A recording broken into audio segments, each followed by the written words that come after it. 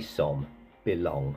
Pitchfork gave it a 7.5 and said, on Milena D. Turt's first solo album in 6 years, the songwriter and producer re-emerges with a poised set of pop-punk songs of bedroom pop scale, with guest turns from Jim Adkins and Hayley Williams. Yeah, one of those bands, ladies, that I've listened to every album, but none of it sticks. I couldn't 100% say what sort of music they were even. Yeah, and then sort of remember on track one, it's a sort of hybrid of emo, electronic and pop. You know, more interesting than pop and emo, but below average of the electronic stuff that I get to listen to. Track two gets the band involved, and it's a good hook and melody. All very nice, but Miley Cyrus did it better on her new album. Got the Paramours about it, a band that I never really got excited about. You know, not terrible, but it does sound a little bit clinical. You know, punk music for teenage middle class girls, really. You know, intro of What You Need shows a bit more promise, and it isn't a bad song, but it soon falls back into mediocre, you know, by the first minute, really.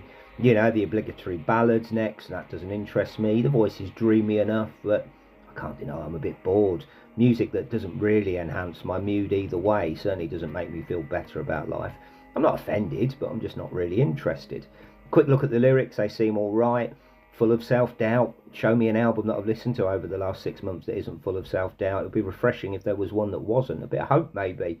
You know, it seems to be the theme of 2025. Everyone's so miserable, I blame Trump. Even the slightest, you know, experimental side of track one seems to have disappeared. All very predictable and straightforward. You know, more Taylor Swift than Mount Kimball, as an example of, I thought they were sort of more down that route. Yeah, but the second half of the album comes back a little bit. DH has a bit of an edge to it. Meander Sprouter Wings was really interesting. The intro was anyway, till it soon fell back to yeah, in the last few tracks had a little bit more about them, more of what I hoped for, and shows that they still have it in them if they want to deliver that. I can see why they've never had a lasting effect on me, though. It's just a ship of average in a sea of mundane, and I wasn't overly impressed, fair to say. 4 out of 10. Please like and subscribe if you're not in a mood with me and a Som fan.